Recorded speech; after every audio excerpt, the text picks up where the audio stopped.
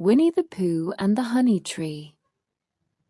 Once upon a time, a very long time ago now, about last Friday, Winnie the Pooh lived in a forest all by himself under the name of Sanders. One day when he was out walking, he came to an open place in the middle of the forest, and in the middle of this place was a large oak tree, and, from the top of the tree, there came a loud buzzing noise. Winnie the Pooh sat down at the foot of the tree, put his head between his paws and began to think. First of all he said to himself, that buzzing noise means something. You don't get a buzzing noise like that, just buzzing and buzzing, without its meaning something. If there's a buzzing noise, somebody's making a buzzing noise. And the only reason for making a buzzing noise that I know of is because you're a bee. Then he thought another long time, and said, and the only reason for being a bee that I know of is making honey. And then he got up, and said, and the only reason for making honey is so as I can eat it. So he began to climb the tree. He climbed and he climbed and he climbed, and as he climbed he sang a little song to himself. It went like this. Isn't it funny how a bear likes honey? Buzz, buzz, buzz. I wonder why he does. Then he climbed a little further and a little further, and then just a little further. By that time he had thought of another song. It's a very funny thought that, if bears were bees, they build their nests at the bottom of trees. And that being so, if the bees were bears, we shouldn't have to climb up all these stairs. He was getting rather tired by this time, so that is why he sang a complaining song.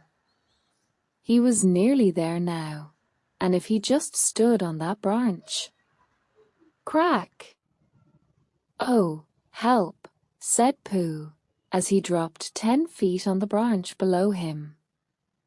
If only I hadn't, he said, as he bounced 20 feet on to the next branch. You see, what I meant to do, he explained, as he turned head over heels and crashed onto another branch 30 feet below, what I meant to do.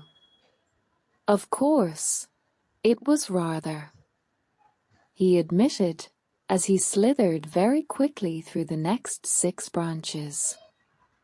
It all comes, I suppose, he decided, as he said goodbye to the last branch, spun round 3 times, and flew gracefully into a gorse bush. It all comes of liking honey so much.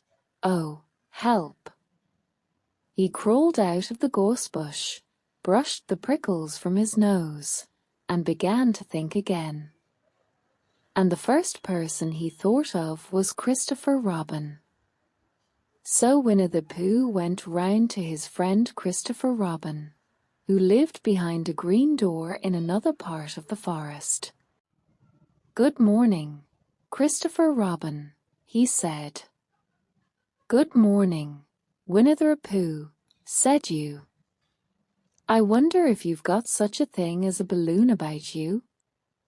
A balloon?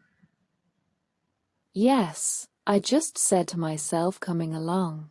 I wonder if Christopher Robin has such a thing as a balloon about him?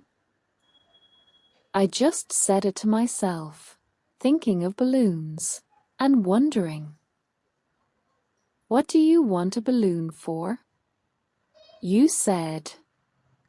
Winnie the Pooh looked round to see that nobody was listening, put his paw to his mouth, and said in a deep whisper, Honey. But you don't get honey with balloons. I do, said Pooh. Well, it just happened that you had been to a party the day before at the house of your friend Piglet, and you had balloons at the party. You had had a big green balloon, and one of Rabbit's relations had had a big blue one, and had left it behind, being really too young to go to a party at all, and so you had brought the green one and the blue one home with you. Which one would you like? You asked Pooh. He put his head between his paws and thought very carefully. It's like this, he said. When you go after honey with a balloon, the great thing is not to let the bees know you're coming. Now, if you have a green balloon, they might think you are only part of the tree and not notice you. And if you have a blue balloon, they might think you are only part of the sky and not notice you. And the question is, which is most likely? Wouldn't they notice you underneath the balloon? You asked. They might or they might not, said Winnie the Pooh.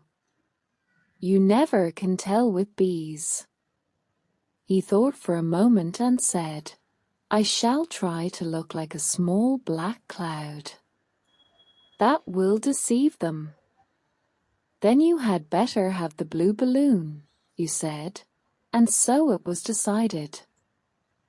Well, you both went out with the blue balloon, and you took your gun with you, just in case, as you always did, and Winnie the Pooh went to a very muddy place that he knew of, and rolled until he was black all over, and then, when the balloon was blown up as big, and you and Pooh were both holding on to the string, you let go suddenly, and Pooh Bear floated gracefully up into the sky, and stayed there, level with the top of the tree and about 20 feet away from it.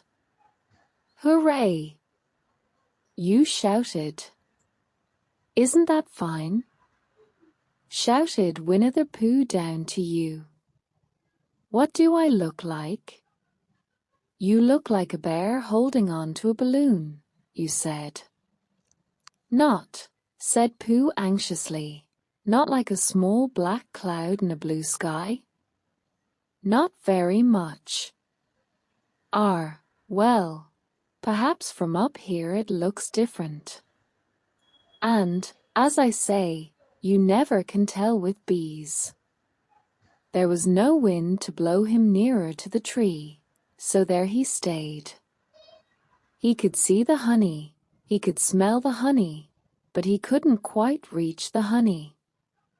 After a little while he called down to you.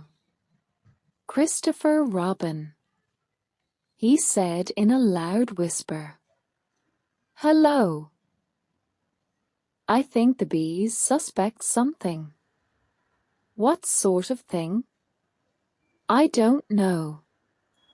But something tells me that they're suspicious. Perhaps they think that you're after their honey. It may be that.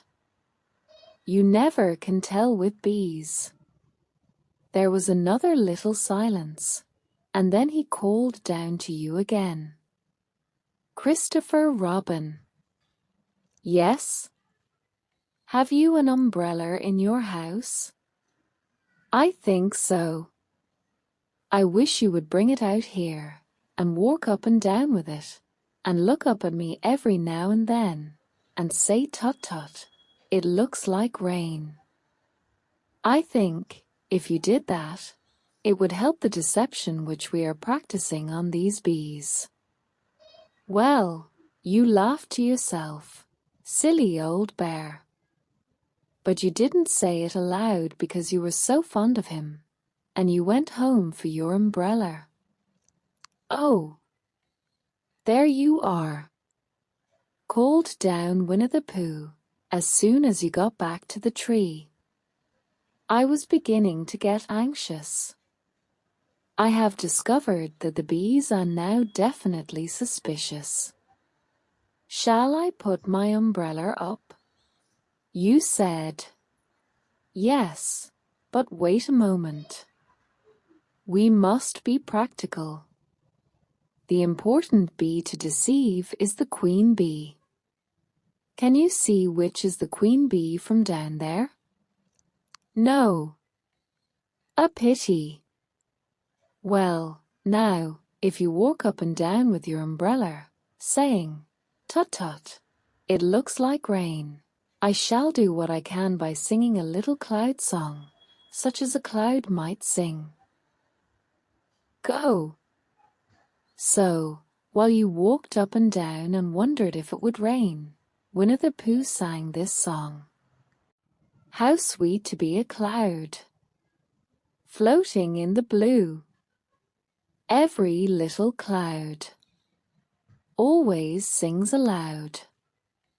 How sweet to be a cloud, floating in the blue. It makes him very proud to be a little cloud. The bees were still buzzing as suspiciously as ever. Some of them, indeed, left their nests and flew all round the cloud as it began the second verse of this song, and one bee sat down on the nose of the cloud for a moment, and then got up again. "Christopher, oh, Robin," called out the cloud. "Yes, I have just been thinking, and I have come to a very important decision. These are the wrong sort of bees. Are they? Quite the wrong sort. So I should think they would make the wrong sort of honey, shouldn't you? Would they? Yes. So I think I shall come down." "How?" asked you. Winnie the Pooh hadn't thought about this. If he let go of the string, he would fall, bump, and he didn't like the idea of that. So he thought for a long time, and then he said, "Christopher Robin, you must shoot the balloon with your gun. Have you got your gun?" "Of course I have," you said. "But if I do that, it will spoil the balloon," you said. "But if you don't," said Pooh, "I shall have to let go, and that would spoil me." When he put it like this, you saw how it was, and you aimed very carefully at the balloon and fired. "Oh," said Pooh, "did I miss?" You asked. "You didn't exactly miss," said Pooh, "but you missed the balloon." "I'm so sorry," you said, and you fired again, and this time you hit the balloon, and the air came slowly out, and Winnie the Pooh floated down to the ground. But his arms were so stiff from holding on to the string of the balloon all that time that they stayed up straight in the air for more than a week, and whenever a fly came and settled on his nose he had to blow it off. And I think, but I am not sure, that is why he was always called Pooh.